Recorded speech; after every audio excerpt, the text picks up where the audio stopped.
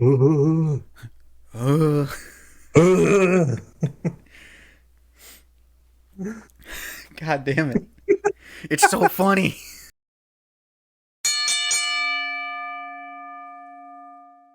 What's up, guys? Garrett and Andy of Sheer Drop Wrestling. We're back. We're going to be talking about some Raw from, I believe it was yesterday, October 9th, Ninth. I think it was. Yeah, Yeah. yeah, Everything just blurs together after a while. it does. Just lose track of time. Um, I thought it was honestly like an okay episode. We're going to talk about that a little later, the rampant theory and speculation that's going on right now. Obviously, I guess the big thing coming out of the night was the tag match, the main event. It seems like everyone's kind of back on the same page. The Kevin Owens shaking Cody's hand, and then shaking Jay's hand, and seemingly burying the hatchet. Andy, do we think that's legit? Nothing's ever definite. So there's always a chance that they could decide to, you know, change up what they're doing. But I do think that that's hopefully where they're ending it. Uh, you know, Jay and Cody have kind of proven themselves in a way to Kevin and Sammy of like, hey, we're deserving of these belts too. And, Jay like, hey, I'm deserving of your respect, Kevin, things like that. So I'm hoping that's kind of where they buried the hatchet with that. I'm a little torn. I want it to be over because I think that the story just needs to progress. But at the same time, I don't know what specifically that Jay has done to earn Kevin's trust. Like, it's just seemed like Mm-hmm. okay, this guy's cool. But it doesn't seem like he went out of his way to really do anything, especially for Kevin. So, we'll see.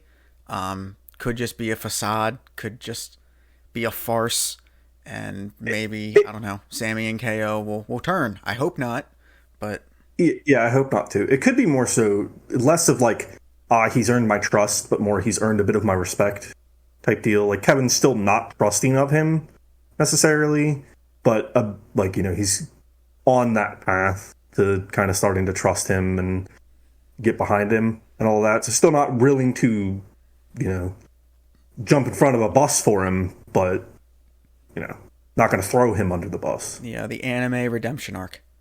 Yeah. Either way, I hope we kind of move on from this for a bit and possibly move towards, it could even be the same thing but with other characters, other people of Jay's whole redemption and everything. Mm-hmm. If that's what they're going to be going towards. And we can only hope. It feels Yeah. like just the whole main event scene on Raw with tag titles, regardless of who they're on, and the Judgment Day just kind of being intrinsically involved in everything on the show. It does feel like it's been spinning its wheels the last couple of shows. We got a little bit of development tonight in the opening segment. Mm-hmm. It seems like everyone's at the end of their wits with JD, so I don't know what that's going to spell out in the future. But it definitely felt like stories were progressed, stories were started. There was a lot of character-based stuff on this show, and the, I guess, prevailing theory behind that is all the reports that are coming out about how Endeavor, the actual quote I believe is knighted Triple H, so to speak, Mm-hmm. in terms of like being the one that has like I think it's 99.9% of like the say and the input on creative. And it definitely felt like it was a Vince free episode. It felt like Papa Triple H was reaching into his box of toys and just kind of like mashing them together and stuff like that. And it felt like a very, very Triple H episode, but that's not a bad thing by any No. sense. No, Coming from absolutely us, not. the sweaty black and gold NXT marks that we are. Yeah. Anything with like Triple H's input, I'm like, I'm biased. I love it. But that's just me. I But mean, overall, I'd like, argue most anything that has the least amount of input from Vince can also just tend to be a bit better. a bit better. Yeah. Yeah. A little bit. A little bit. I mean, hopefully he just stays gone this time, right? I hope Like, so. if it doesn't sound like they want him. Yeah. I mean, we had, I don't even know how long it was that first time that he just kind of dipped that we had without Oh, him. that was But so nice. yeah, We went almost like just, SummerSlam to SummerSlam. We almost yeah. had a full year. And it was fantastic. It was pretty good. It was pretty good. A few rough patches, but overall, I'd say that was the most invested that I had been in WWE product in a while. And it shows, like, tickets for even just house shows, live events, and stuff like that, they're selling out, or they're getting, like, pretty close in some markets. Hmm. Ratings are going back up, like, a little bit for, like, Raw and SmackDown. Like, the product just feels very hot right now. And I don't think it's, like, a non-factor that most of the creative has been with someone else that isn't Vince. I guess for the better part of a year, if you want to say that. Hmm. But I guess enough dilly dallying. We've kind of talked about everything except the actual show so far. Um, so I believe they are in Omaha. That sounds right. Nebraska, Yes. I I think, believe. yeah. Yeah. And we get Seth Rollins to start the night off. The obligatory Seth Rollins, Monday Night Rollins. But he talks about his win that he got over Nakamura at Fastlane, which the only thing I'm going to say about that is I thought it was a fun match. I like Last Man Standing, but it felt like the finish was rushed. I wasn't a fan of the finish, not just because Nakamura lost, but because Seth died like 10 different times that night, and then just going through a single table kept Nakamura down for a 10 count. Neither here nor there. We're not talking about Fastlane, but Not exactly believable, but. yeah. And then this kind of irked me. He does like the fake out gag of like playing into the crowd of like, oh, I have to drop the belt now. Like I have to vacate it. I'm very hurt. And then everyone they start cheering. They do the thank you, Seth, like all that type of stuff. And then he's just like, nah, I'm fine. I was like, Yeah. oh, okay. Yeah, Bait I and got switch. That's a little not baby face, but yeah, I got worked on that, not gonna lie. Did not care for that. no, that felt more like actual Seth Rollins than the character that we're seeing of Seth Rollins right now. I was like, okay, the slimy, smarmy jackass is coming back out of him. But he gets interrupted by Drew McIntyre, and oh, I am ready for this. I'm Yes. so ready for this. I will take all I can get of smug Drew McIntyre. Yes, I'm Please. absolutely loving modern iteration Drew McIntyre. So he comes out and he just immediately he challenges Seth. He's like, World Heavyweight Championship, crown jewel. What do you say? And Seth basically says that he's not used to his opponents conducting their business like this. He's like, I'm more used to being, jumped from behind or sneak attack and stuff like that. So for someone to come straight to him, say exactly what they want, he's like, let me ask the crowd. So he polls the crowd. Should he fight Drew McIntyre at Crown Jewel? Crowd gives a resounding yes. He says he's on. And then so Drew's just starting to like exit the ring, walk up the ramp. And then speaking of getting jumped from behind, it's almost like they wrote it this way. Damian Priest comes out, attacks Seth, and it looks like we're getting a cash in. Dom's music hits. He comes running out with the briefcase and an official, and Drew kind of puts the kibosh on it. Puts out his arm. He stops Dom from running. He gives Dom a Glasgow kiss, takes the briefcase, just yeets it back up the ramp. So we don't get a cash in tonight. But I thought that was a really fun way to open up the night. Just because of how the finish of the match at Fastlane was, I didn't want to hear Seth go on and on and on and talk about it because it's weird. It's a touchy spot for me. And just having Drew come out and then Drew just be so sure of himself and just like you said, the smug Drew McIntyre of just like, you have something I want, I'm gonna take it. I am ready for this match. Yeah. A little confused as to why Priest waited till Monday to try and cash in. But, you know, I suppose it was to allow Drew to come out, be smug Drew McIntyre, but also straightforward. Still, I wouldn't say honorable, but... Well, and that's even like, there's that backstage segment later where he does go into his motives and stuff. The only thing that, like, kind of bugs me, why didn't Priest come out with the briefcase?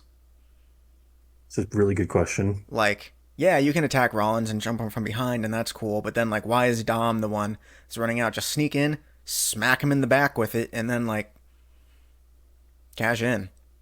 Yeah, I also have in my notes, like, the official was still there after Drew left, and it just shows Dom and Priest on the ground, I don't know, groveling. Just why not have him walk back up the ramp, grab the case that's still there, and come back down with the official that's still there?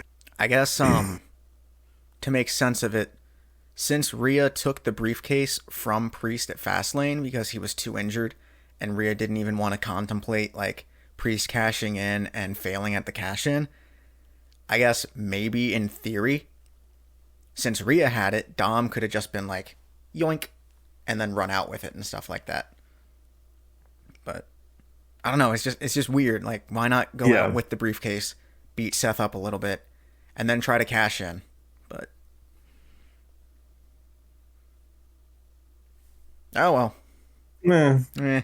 It's not that big of a gripe. It wasn't like, oh brother, like it's gonna be one of these episodes of Raw. It was like, oh, okay, what's next? And up next we got the Kofi and Ivar, the Viking Rules match. You want to talk about this one? I mean, I guess I have a little bit to say. Yeah, it was Viking Rules. So, no DQ, essentially. And apparently this time Viking Rules means falls count anywhere. Which I don't remember that for the Alpha Academy Viking Rules match that they had, but pinfall was counted on the floor. It was a 2 count, but... Yeah, I guess that's about the most that makes it a Viking Rules match. Still instead of just ring, so no DQ match. Which, that's one minor gripe. Before I get into talking about it, that's one minor gripe that I had. That's just in general, I think. I appreciate the naming of matches to have cool names and things that thematically fit what's going on. Mm-hmm. I'd like to see just a little bit more to make it lean into that name. And I guess we kind of got that with the falls count anywhere and the shields on around the ring for the Viking match. But they forgot the ship. There was no part of the ship. Where was the ship? Like, there could have been anything. They could have had oars underneath the ring or something. That would have been cool. That would have made it a little bit closer. Something for these things. Just because otherwise it feels like, they're just trying to name it something cool to get you to watch a no DQ match. Yeah. Like, God, what was it? The one that always stands out, the Nigerian drum fight that Apollo Crews and Big E had at WrestleMania that one year. It's like, oh, well, what does that mean? It just means it's no DQ. Like, oh, okay. Okay, cool. Glad I asked. Thanks. Yeah. But, we get, I believe Kofi came out first, and then we had Ivar come out after him. I think it was a commercial break between the entrances, but, there's plenty of commercial breaks all throughout the show.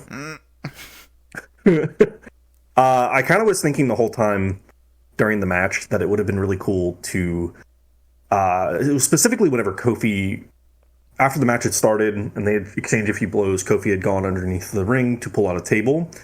I was thinking to myself, it'd be really cool if instead of a table, there was just some really big tower shield.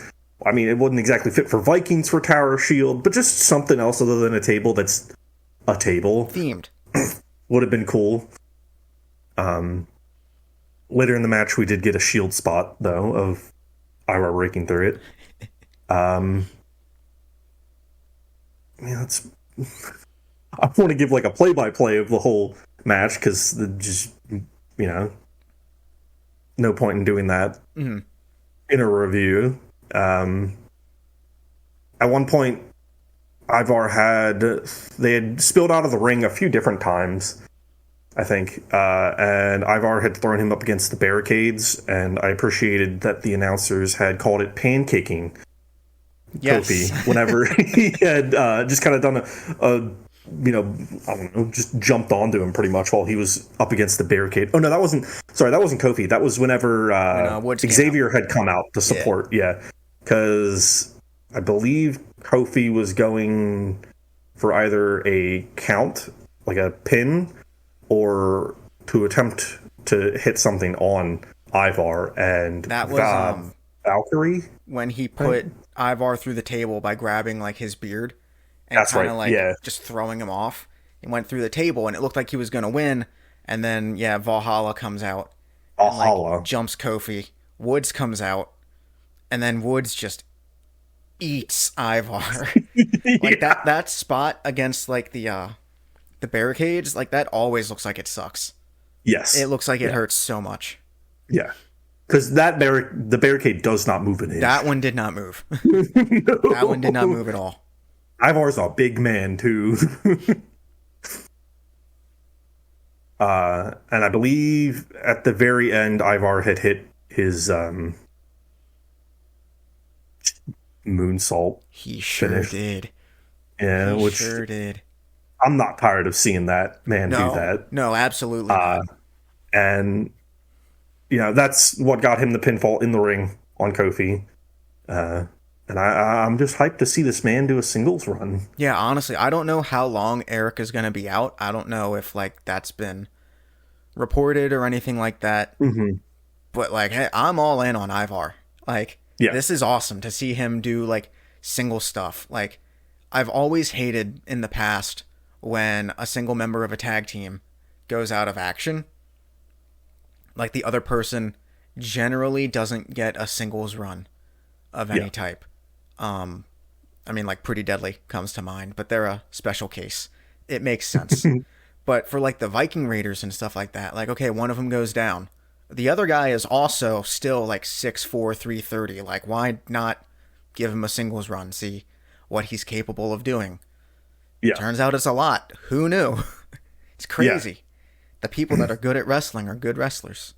Even if you're not going to do, have him do some big run up towards the top for some gold or something, utilize the skilled professional that you have in front of you to just have some fun.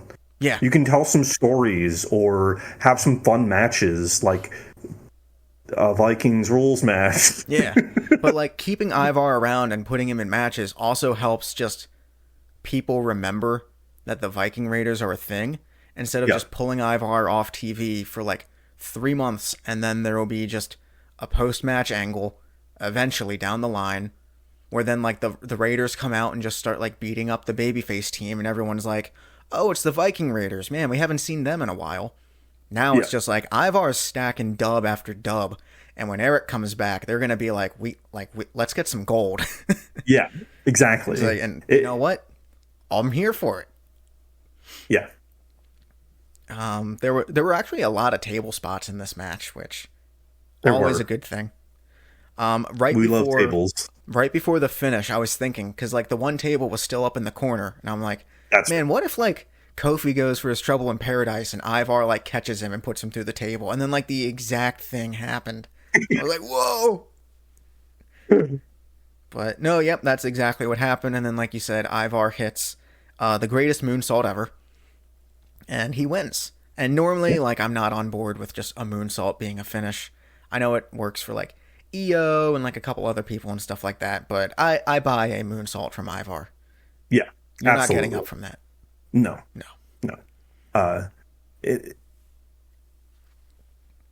Anything else like that we can see from that man, if he either learns to do, knows how to do, polishes it up a little bit to throw it into the ring here and there, I'm there for it. I will gladly opt for that man, seeing him do something else, some other crazy flippy stuff. Fuck it, 6:30. Just actually kill someone. But yeah, I thought that was a really fun match. That was a very fun, very first match of the night. Anything involving tables breaking, especially that early on in the night, it's going to get the crowd hot. It's going to get them ready for whatever comes next.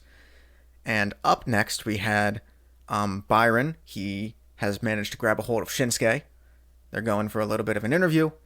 And Shinsuke just doesn't answer any of Byron's questions. And then he just gets jumped by Ricochet, which calls back to like their feud that they had before Shinsuke kind of went back up into the main event spot to kind of feud with Seth for a bit. So Ricochet, still holds some grudges. He ain't forget. I mean, he also got jumped by Shinsuke at least once, if not a couple other times during that whole Seth feud. So just to keep the fires burning on that. Mans was ready to run hands. He saw his chance. But it looks like we're going back to that feud, especially because we're getting, I believe it was another Falls Count Anywhere match next week announced for them. So that's 2 Falls Count Anywhere matches in a row. So like, cool. Like, Raw's fun again. Yeah. Do more gimmick matches on TV. Those like $1 billion network TV deals, like they're making as much money from TV as they are on pay-per-view, which is a very weird spot to be in a company that used to be pay-per-view based, kind of like the UFC or whatever. But now they have to have like big matches and stuff like this on TV to cause people to watch the program. So you know what? Fuck it. 2 Falls Count Anywhere matches in 2 weeks on cable TV. Sign me up. Yeah, me too. So in on it. Up next was Raquel and Nia, and it was kind of a match, kind of not a match.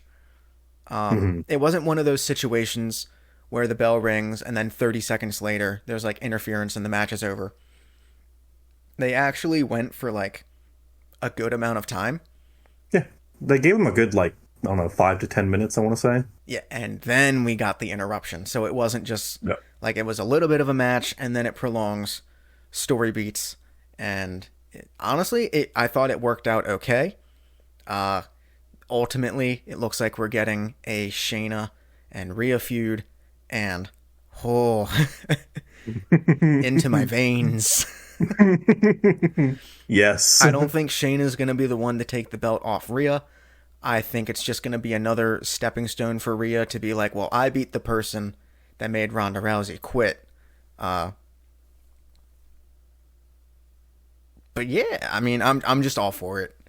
Yeah, me too, man. I'm glad that they aren't continuing down some angle with Shayna, hopping right back into another haphazard tag team.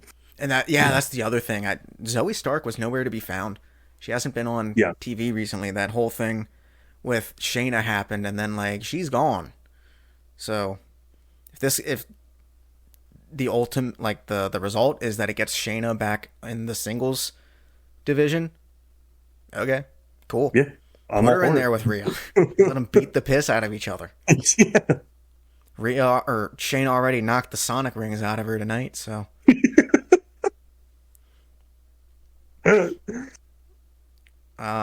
But as far as the match goes, I mean, it was standard affair. It was a lot of seeing who could one up the other one on power. There was a spot where Raquel tried to get Nia in a fireman's carry and almost got it, but her back gave out. And that let Nia hit a Samoan drop and then dragged Raquel over to the corner, was looking for the bonsai drop. I think it's called the Annihilator now or something like that. Okay. Anyways, Raquel is able to get up, and because Nia's already on the ropes, Raquel is able to just kind of walk forward and just hit her with a power bomb. Funnily enough, if you can see in the back there, that's the imprint that was left on Nia Jax from Raquel's face on her stomach.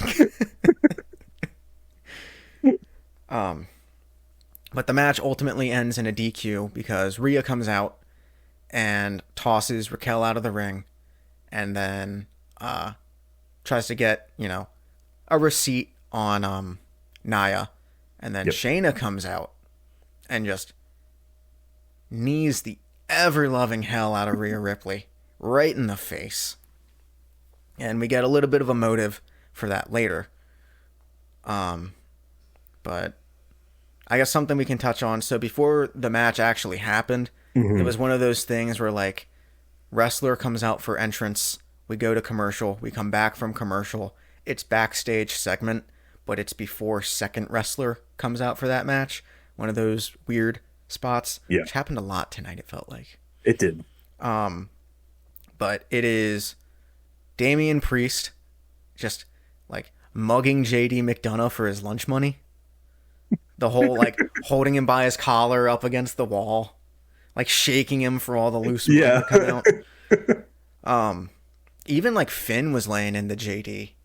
Yeah, he was. Like, normally Finn is, like, number one JD stan, but not tonight.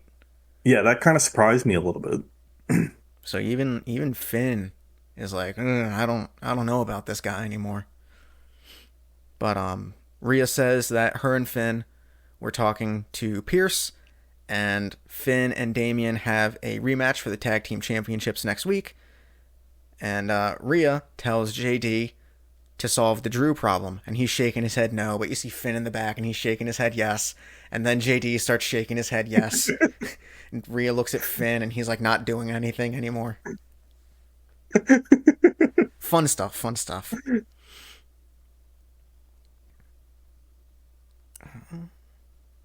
Then I think so. Then the match happened after that, and then we've got the little Seth and Drew backstage bit. If you want to cover that one, if you have it. I don't have too much about. I think I have like one note about it. It was mostly just Drew's back there hanging out, I guess, somewhere backstage. Seth comes over to him, be like, hey man, thanks for being so straightforward about this and all, and then immediately turns on him and is like, well, but you left me out there just to get jumped. Like, what's wrong with you, dude? Why'd you do that? Drew just reiterates again that he's not going to get involved in other people's business. That doesn't necessarily involve him. He stopped the cash. I think he mentions that he stopped the cash in, but yeah, it was essentially just that. Drew playing the line still, kind of, I guess you could say it, of, not necessarily being a bad dude, but not going out to be the hero for people anymore. And he made a really good point that I don't know if he's mentioned this outright or if it's kind of been like subtext in everything that he's been saying. But tonight he made it very evident. He's like, I only stopped the cash in because it involves the whole roster. He's like, we saw what the Bloodline did when you have one person with a title and it's impossible to get to that person because of like their cronies. Yeah. And he doesn't want to see that happen to Raw. So by keeping the Judgment Day out of the title, it does kind of involve him because it involves the whole roster, and he doesn't want to see that happen again. So he's kind of like the Monday Night Raw vigilante. Almost, yeah. He like does the greater good, but mostly is like self-indulgent. Yeah. His motives are selfish, but inadvertently also helps out the greater public. The anti-hero, I guess, almost. Yeah. But maybe eventually people will start to understand that Drew has complex feelings and he is a human, and maybe sometimes he doesn't want to do things that don't involve him. Yeah. Hopefully. The only other note I have after that is Jey Uso was just walking down the hall, and in my notes I just have yeet. Oh yeah, I just have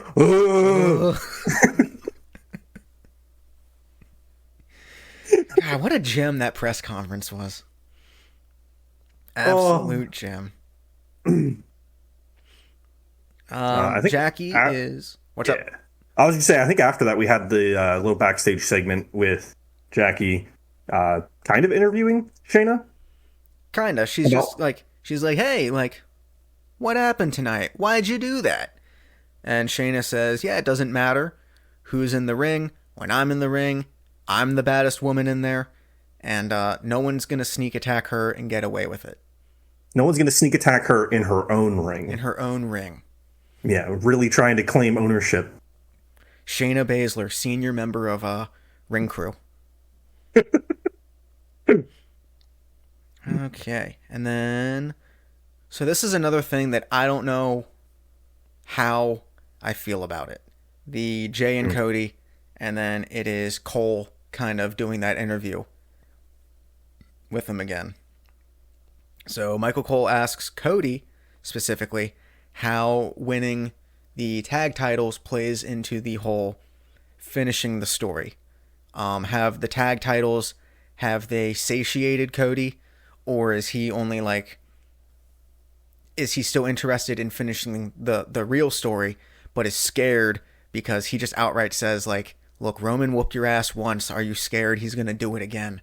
And, like, it kind of catches Cody off guard, and he doesn't answer that question in its entirety at first. He does the very politician thing and skirts around it, but still gives an answer. And it's like,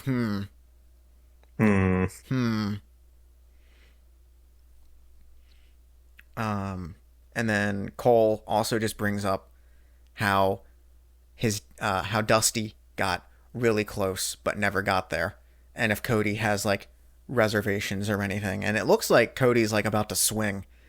Yeah, it did. He's like, my father, Dusty Rhodes.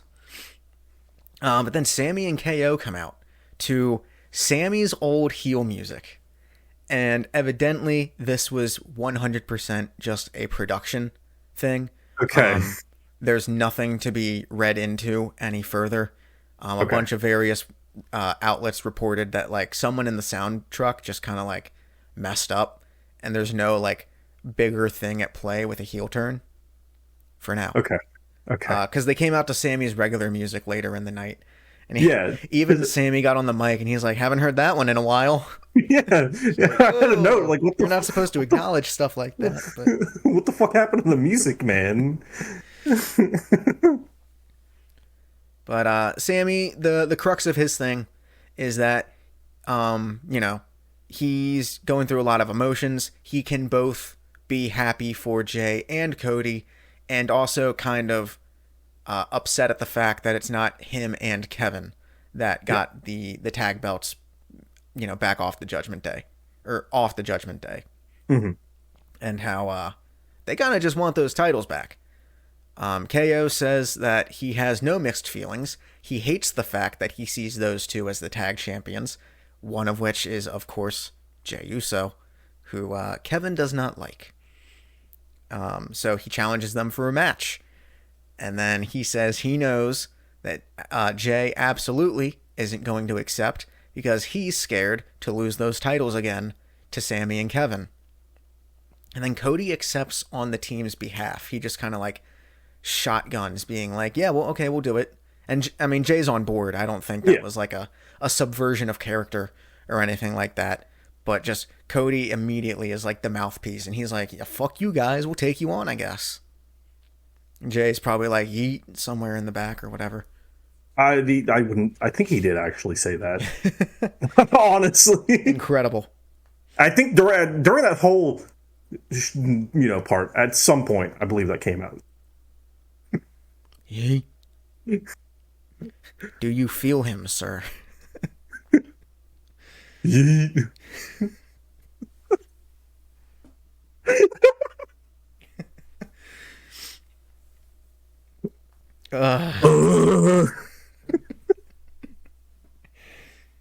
Oh, this is going to be impossible to get through. So we, I believe, are up to the Intercontinental contender, the triple threat. And so Almost. Gable's backstage. Oh, yeah. And Otis is just slapping his chest over and over. Because he's like, if I'm going to be back in there with Gunther, I have to prepare, essentially. Yeah. Well, that was loud. I couldn't hear anything, thankfully. Someone's car. Ugh. But so Otis is just slapping the shit out of Gable, and Bronson goes up to him and basically just says, "I'm gonna win. I'm Bronson Reed." And then it turns out he was right. But Ricochet is coming out first, and he gets jumped again by Nakamura, who delivers a GTS. And so, as we're recording this, there's new reports coming out from Sean Ross Sapp, and I guess Fightful, if you want to accredit it, that there are allegedly no talks between WWE and CM Punk about a return. That is the most recent thing that Sean's reported. But like, there's been a lot of hints, like a lot of hints. Yeah, And especially like coming from Corey Graves, like at the end of Fastlane when he said like living on the edge of a lightning bolt or something like that, riding the edge of a lightning bolt, something like that. And then he's like, man, you guys just need to watch The Usual Suspects or whatever. But that was also a caption from like an old CM Punk Instagram post and stuff like that. And like they did this exact same thing with Cody, where everyone knew it was Cody that was facing Seth at Mania a couple years ago, because Corey kept like shoehorning like, oh, American Dream and Nightmare and like all this other type of stuff. And it's like, we get it. Like, you use Twitter. Fantastic. So the fact that there's allegedly nothing going on between Punk and WWE,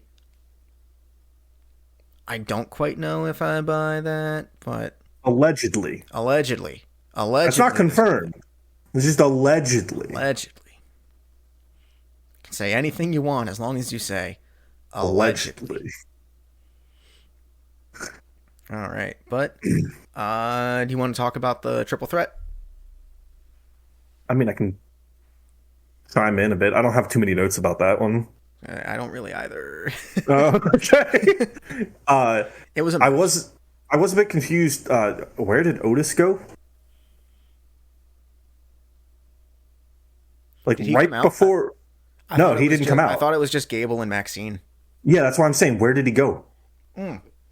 Like, I don't know. Probably something involving meat. Nice. No, I was just confused because right before, Ricochet's entrance and getting jumped in the commercial break, they'd had the little spot with him giving the chops to Gable. So I figured he'd at least come out and support him at the ringside, I guess. Why, if he's not going to do that, would they have Maxine do that? Other than, I guess that's what they just kind of have her do. Mm-hmm.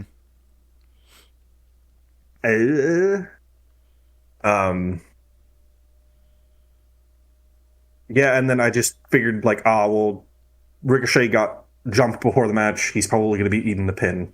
Yep. At the end of the match, isn't he? He got a lot of offense in. He did. Like I was very surprised. I have in my notes if this is like the stuff that Ricochet can do, like Nakamura should beat his ass a little more often. Yeah. It seems to make him do better in ring. Yeah. Like shit. That's just kind of what lights a fire underneath him. Gets the adrenaline going. Hear me out. Tag team. This whole thing blows over between Ricochet and Shinsuke. They end up patching it up. Respect for each other, tag team, and it's just Shinsuke beating the shit out of Ricochet before a match. Every single match starts off with Shinsuke hitting him with the Kinshasa. Oh, let's go! And Ricochet just cleans house or something. Book it. But the whole story of the match was Gable and Chet understanding that neither of them really stand a chance as long as Bronson is involved in the match. So there's a lot of tandem offense with them trying to just kind of equalize Bronson, get him out of the match as much as they can, and then they kind of just have like little singles. Excuse me, I'm dying. Little singles flourishes between them while Bronson's on the outside or like recovering. Hmm. But ultimately, it doesn't matter too much. Bronson is able to get the win, and of course, hits the tsunami on Ricochet, which makes sense because Ricochet has already been in a fight once tonight. It was a very one-sided fight. Twice, Yeah. technically, if you want to count when he jumped Shinsuke. Well, I mean, that makes sense. I didn't think that they pushed Gable right away again, just after, that little guffle with Tampa ending. I figured they'd probably give somebody else a push up towards that, just to give Gable a bit more time to, build himself back up, I suppose you could say. Yeah. The next time he faces Gunther, he's getting that belt. Oh, absolutely. So next week we are getting Bronson Reed and Gunther for the IC title. It's not going to be Bronson Reed's time. That belt's not coming off of Gunther for a while. There's going to be a lot of meat in that ring, though. Yeah, I'm looking forward to that match. Going to be eaten well next week. Yes. We go backstage once again. We see Jackie. She has found Becky and kind of asks about the match that she has with Tegan coming up tonight. And Becky plugs her book, which she does a lot throughout the night. But Xia Li, her first TV appearance in I don't know how long. Yeah. But it looks like that's going to be the next program, where it's going to be Becky and Xia. Mm-hmm. And that's fantastic. I really like Xia. She hasn't had... Sorry, someone is just driving down the street, just honking their horn and going like back and forth. I'm like, can you do something else? Please? Please. But I really like Xia.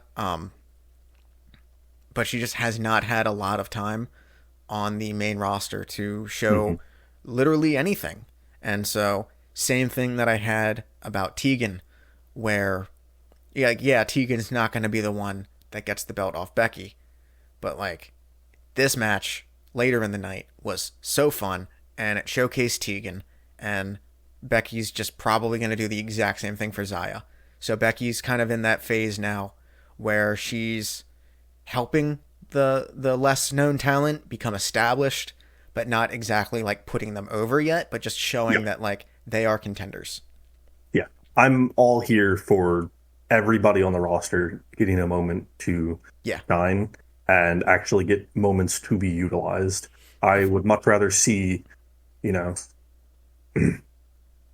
while I don't like seeing people released, and I don't particularly want any more people to be released because they released I don't know how many people in the last couple of years. I would much rather see, everyone being utilized than having 70 people back in the back just waiting for their turn. Yeah. And I think if this is for Becky's thing, if this is the route we're going down, where every Monday she seems to just have like a 15-minute like barn burner with just someone else, then like I could really get behind like the challenger of the week.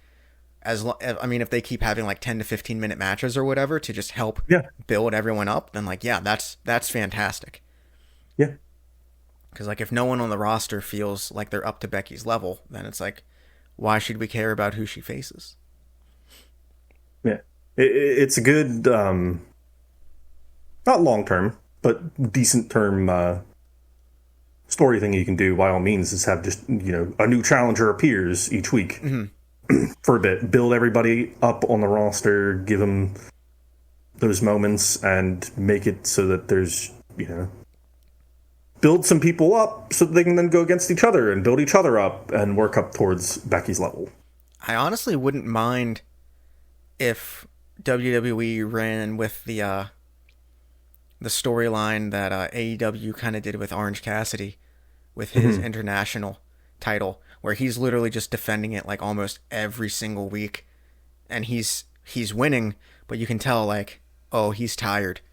Like if they do that with Becky, because she establishes in her little thing, she even said like, if you're a fighting champion, if you're doing it right, you're never at 100%. So it might just be her like going week after week after week against someone, and eventually someone's going to get her number, and whether that's Jade Cargill, which I don't think she should be in NXT. I think she should probably just go straight to main roster for just exposure. Or if Tiffany Stratton finally, buries there's a phrase that I'm looking for. It is absolutely escaping my mind right now. But if Stratton's able to finally come back and then beat Becky and then the belt's back on NXT and all that other type of stuff. Yeah. But I just want to see how long they let Becky run with this, because ultimately it feels like it's just helping the division, and like we keep saying, it just brings the underutilized talent up and it gives them a spotlight. Yeah. Good for Becky. Apparently she handpicked Tegan as someone she wanted to work with. So I hope it's kind of like Becky's run of I want to work with this person, I want to work with this person. Yeah, that'd be really neat. So let's see. We got Drew McIntyre and JD McDonough in, if you want to call this a match. It wasn't quite a squash, but it was very one-sided. Very, very one-sided. To be fair, it kind of opens up and JD about gets sent to the roof. Yeah. Oh, that dude. So that's the highest I've seen anyone go up on anything like that. That probably sucked to take coming back down. It looked like we were going to get the exact spot as to what let Elton Prince go on the injured list, because JD went up and he didn't stay flat. He kind of rotated, and it looked like he came down on his shoulder, and I'm like, that is exactly what happened to Pretty Deadly. So hopefully JD is fine. Nothing's come out since yesterday, whereas the stuff with Pretty Deadly came out pretty fast, that his shoulder got fucked up from that. So good on JD for quite literally rolling with the blows on that one. But there's not a whole lot that he's able to do to Drew in this match. Just kind of everything he does seems to just make Drew a little more mad. A little more angry. A little more upset. The fact that he has to be there doing this right now. Yeah. But JD gets a little bit of the upper hand when Dom comes in. Dom distracts Drew for a little bit, and then JD. There's a lot of D's in this match. Yeah, there are. And then JD is able to kind of target Drew's leg, take the height advantage out, or the power advantage out for a little while. Doesn't last very long. Drew wins with a Claymore. That's about it. Guess his leg didn't hurt that bad if he was able to pull that off. Yep. Yeah. One neat thing was, I know I've seen it happen before, where the wrestler in the ring is the one that distracts the ref, so their assistants on the outside can come in and do a little something. I don't know if it was just the fact that the cameras were on JD at that time, and then they kind of did a pull out where they showed the whole picture of what was going on. I don't know if that was just a production thing that made me like that, or just JD being the person that was doing it and how he did it. But overall, I thought that was kind of neat to get it felt like a different perspective on it almost, rather than just, really being focused on the outside and having someone, numbers game outside the ring, wondering what's going on, just to, in the background, oh, there's the ref. They're distracted. Got it. Perfect. Yeah, that was kind of like with the women's triple threat at Fastlane, where it was Bayley distracting the ref, but it was again so he couldn't see Asuka tap out. So we're getting a little bit of deviation from the norm. We got so they finally showed the DIY reunion that got cut off. Yeah. So at least we got to see it eventually. And then oh my god, they die. Yeah. Oh my god. Imperium is not fucking around. Someone forgot to tell him wrestling's fake.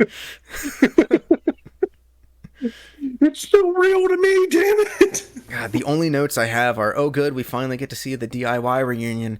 Jesus, Johnny ate that shit. Like, Kaiser comes in from nowhere and just runs him. Just made him eat his shoe. Essentially. So it looks like we're getting DIY and Imperium.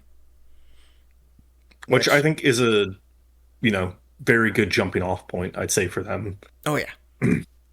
Imperium strong, I guess, kind of in a weakened state almost because of the internal conflicts going on between Vinci and Kaiser and, Vinci not pulling his weight type stuff or whatever. And it doesn't like, Imperium doesn't lose anything by probably losing this. DIY's first match on the main roster in however long. They're obviously going to win. Well, I mean, did DIY ever have a match on the main roster? They had one match. Okay. Years ago, when this was when Johnny and Ciampa were feuding in NXT. Vince McMahon inexplicably called up 4 members of the NXT roster, and among them were Gargano and Ciampa, who at the time Ciampa was very vehemently against the idea of the main roster. So this was mid feud for them. He booked them as DIY in one match, I believe. How did I miss that? So that was like right when you got me into wrestling and everything, and I was very much so trying to follow all of what was going on between Johnny and Ciampa, and I was really invested in that. Went nowhere. That's probably why I don't remember it or just missed it, because it didn't go anywhere. But that was just the weirdest, like, if you ever felt that, like, chasm of a twilight zone between old NXT and old main roster, it was like, yeah, we don't give a fuck about what you did in NXT. You're on main roster, you're going to play by my rules now.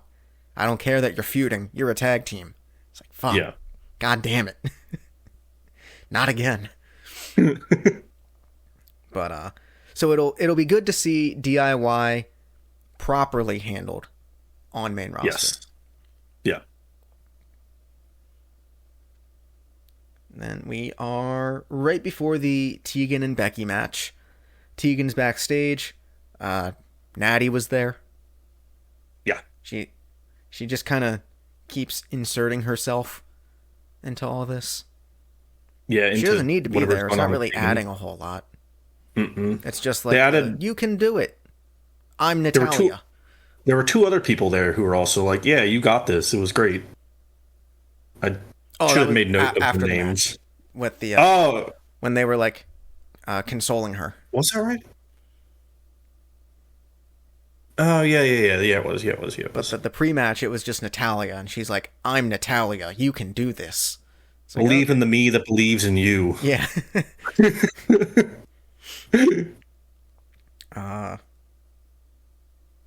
But again, we had one of those things where Tegan comes out, and then there's a completely different backstage segment, and then the other person comes out. So this is when Ricochet is looking for Shinsuke again, backstage. Pierce says, don't worry about it. I had Shinsuke escorted out of the building. But he says next week they're going to get the Falls Count Anywhere match. Yep. Love it. Love it already. Very hyped. I believe this is me just mishearing what Chet said, but I could have sworn when we cut back to him and he yelled Shinsuke's name the first time, he yelled Shitsuke. I think I just misheard that. New lore.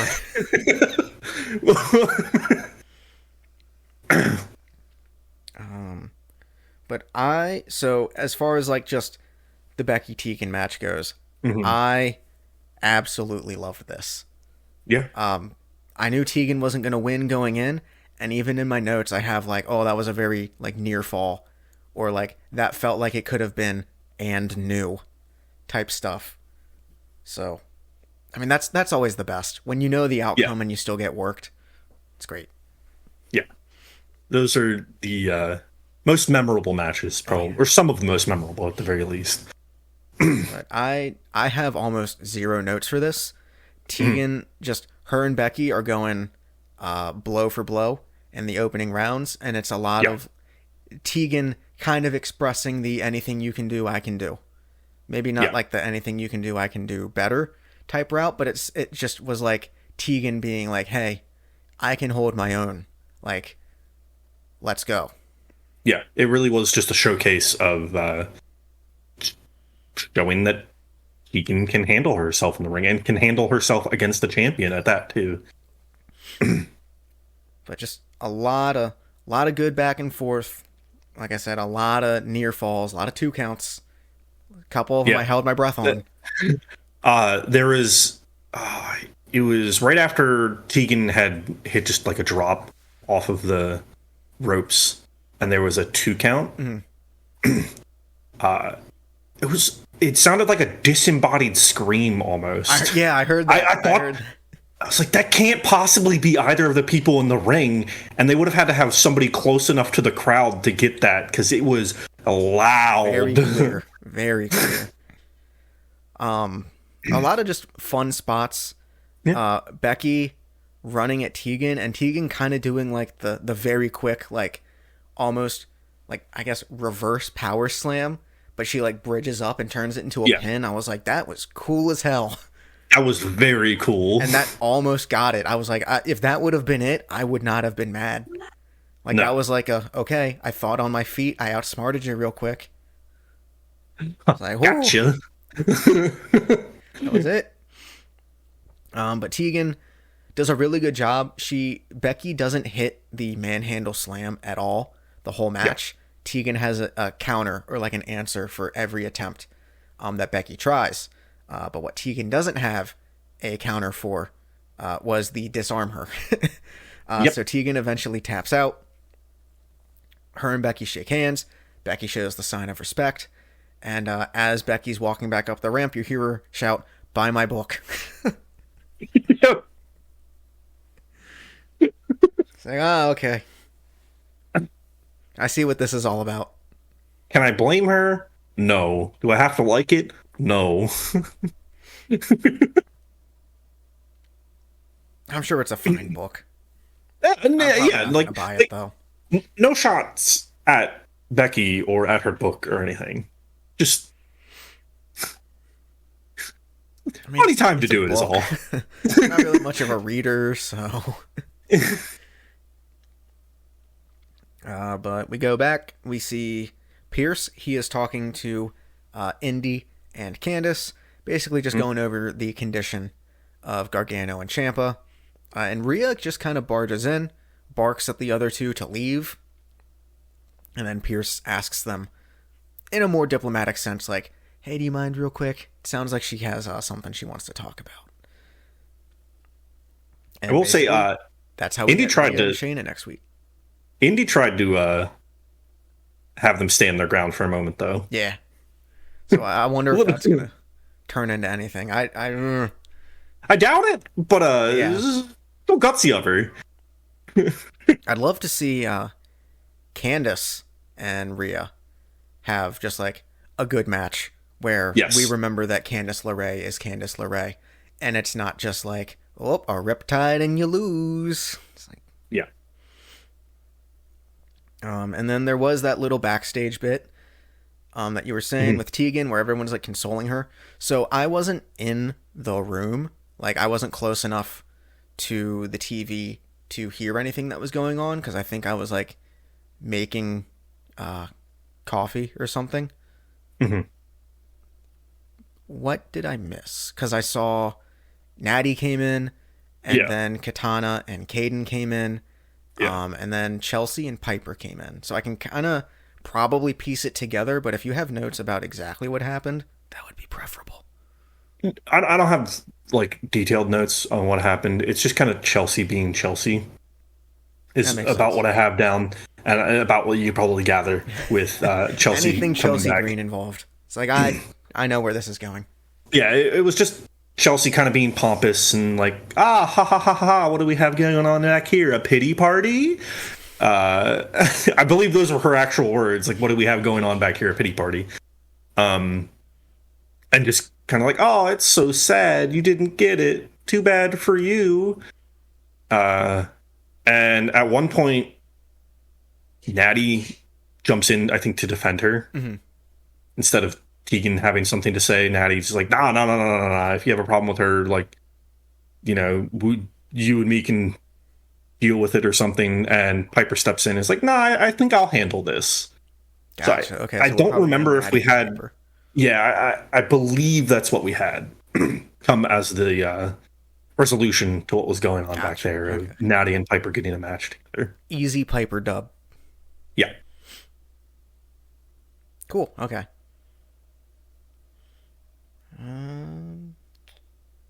Jay is backstage getting ready for his match, and Drew comes up to him. And so it looks like we're still not quite out of the woods yet with this part. And he just basically tells Jay, he's like, I'm waiting for you to mess up, show your true colors, and I'm going to be the one that's there to like knock you on your ass, essentially. Yeah. Sammy comes in to play the mediator. He's like, hey guys, what's going on? Is everything okay? I'm Sami Zayn. And Drew just kind of leaves him be and stuff. And then just Jay tells Sammy that, like, they're still cool and all, but tonight, it's about the titles. It's whatever. Sammy's like, you don't need to tell me twice. And like looks at the titles and like walks away. It's like, ooh, are we sure they're not turning heel? Are we sure that theme was an accident? One funny thing I caught that Jay said was right before he went into, that, like, all due respect, but, I'm trying to keep these titles, was, man, where do you come from? Yeah. Something like that. Like, I've been here the whole time. Yeah. Like, how do you keep just knowing when to show up for these things, man? Which I thought was just kind of funny. But I don't know. I mean, it's so hard to tell, like, if we're actually going towards a heel turn with Sammy and Kevin. And I don't think we are. I just don't. Just Sami Zayn normally doesn't have a very zesty character. He's normally pretty happy-go-lucky. And it's weird to see him get so stern and so serious. And he's kind of just like KO right now, where he's just like stewing in like not having the titles. So we'll see. We'll see. Hey, maybe this will be what splits the tag titles back out. Ah, yeah, they should have done that a long time ago. But then how else is Cody supposed to show up on SmackDown? I mean, by all means, this is a way. That's what I mean. Like, to call back to how does this relate to the story? Giving Cody a way to show up on SmackDown, have feuds, whatever, and then split the belts sometime. After it comes off of Jay and Cody, have the belts be split off. Because we do still technically have that. Somebody's still technically supposed to go over to SmackDown, aren't they? Yeah.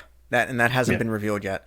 So I've seen, I want to say this is mostly a Steve and Larson thing, where I want to say it was Steve that's kind of like piecing everything together. That like, so we're all pretty sure that it's Cody that's going to SmackDown or whatever. And how Cody isn't necessarily like, he didn't bring Jay over to Raw solely for altruistic reasons. He saw a way to do a trade to get him back onto the show that has the title that he wants. And so now, by just sheer coincidence, they are tag team champions, which means they can appear on either show, which furthers the story of Cody really wants to go back to SmackDown because that's where Roman is. And Jay does not want to go back to SmackDown because that's where Roman is. So you have this like dichotomy of, let's say, eagerness to be cross-brand champions, where it seems like Cody is all in on it for selfish reasons, and Jay is probably going to be a little hesitant to go right back to SmackDown into something specifically that involves Jimmy and Solo and Roman. Roman. Which is cool. Really wish I would have kept my pick for predictions because I kind of called this, and I'm mad as hell. I got done dirty by those predictions. But we've got our main event. So it is Sammy and KO against Cody and Jay, and it is, in fact, for the tag belts. So, what'd you think of this? Because I thought it was a pretty fun main event. There's a few things in here that were a little weird. Mostly at the very end, Cody found a way to deliver the Cody cutter to himself. If you saw that camera angle. Yeah. Real quick before I get into my thoughts on this, I do want to touch on something that came right before the match. Is it the Kaiser? It might have happened. It was the Kaiser vignette. That was fantastic. Kind of just gave me, Cologne ad is what it almost seemed like. That was great. Don't know why it showed up, but it was great. I'll take more of it. On to my thoughts. That's like it's weird because they're doing Kaiser. That was literally like Vinci's character when he was still in NXT and the other two were on main roster. So like that's kind of dirty to give Vinci's old gimmick to Kaiser. Yeah. It's like, what the fuck? Why? Just give it back to Vinci. He didn't even have to have a character change. Like that could still be him. Yeah. Especially because they kind of just had Vinci be like the doo-doo tier of the Imperium. But right before the match, too, when it cuts back, you see KO and he's sitting on the turnbuckle. Because it shows the vignette like in the arena, too, and stuff. And you see KO go, what the hell was that? Didn't catch that. That's good. That's good. But on to my thoughts of that match. I thought it was pretty good. I enjoyed it. There were a couple moments where they came out of the ring, got back in the ring, just come right back out of the ring. Yep. When they were fighting right in front of the announcer's table. It was a little fine line between just a brawl and an actual match. Yeah. It was between KO and Jay of all people too, so it kind of made sense that it was just kind of Kevin deciding to just beat the shit out of Jay. Yeah, I have for a little bit. What is it? KO and Jay just pounding away on each other. Yeah. Just straight, just closed fists for like 20 seconds. Yeah. But I felt that everyone was pretty much going blow for blow for at least the majority of the match, if not pretty much the entirety of the match.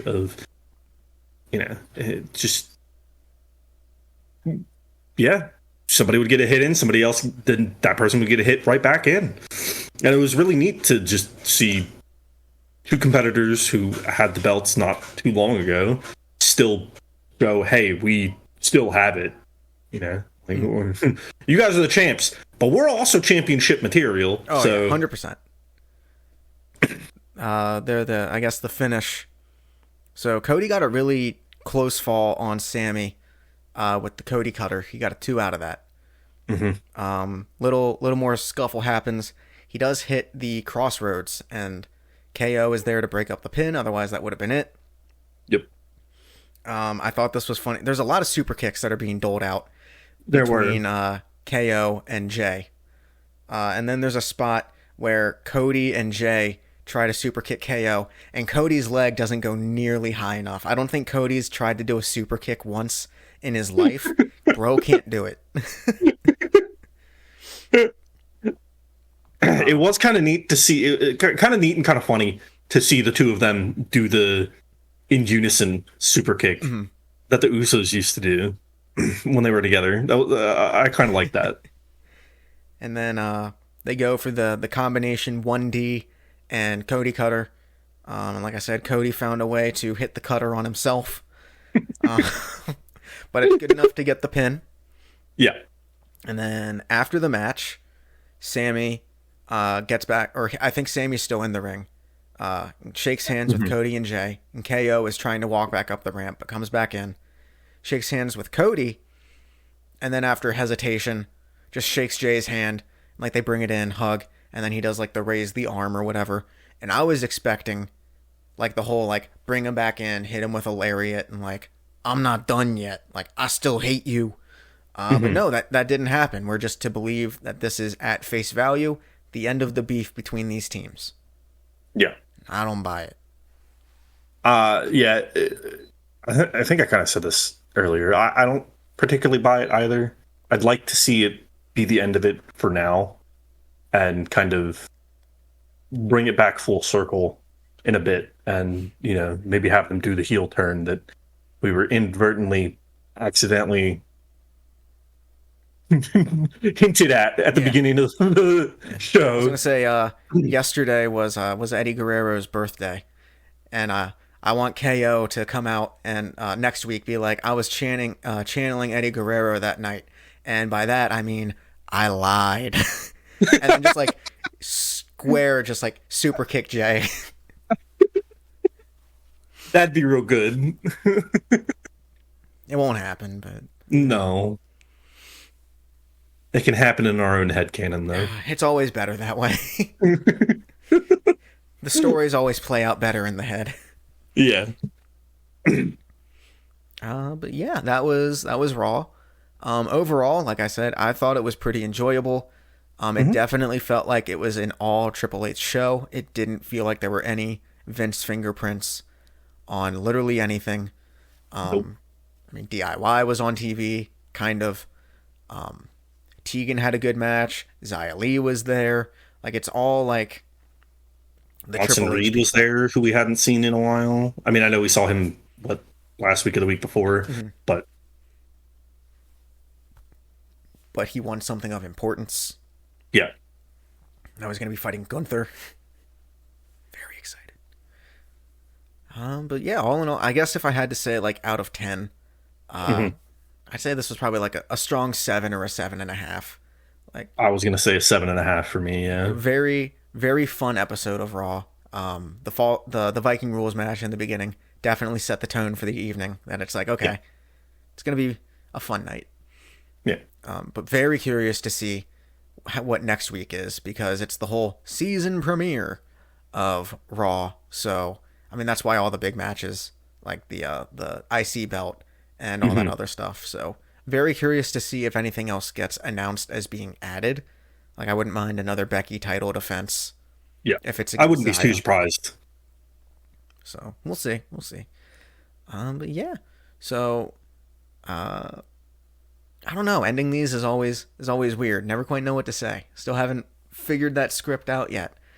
But if you guys liked what you hear from us, remember hit the like, give us a subscribe, maybe even turn on that bell for the notifications. We're starting to produce a little more content outside of just the Raw reviews and the SmackDown reviews, so you definitely want to make sure you're checking those out. But yeah, I guess until next time, we've been the Sheer Drop Wrestling team signing out.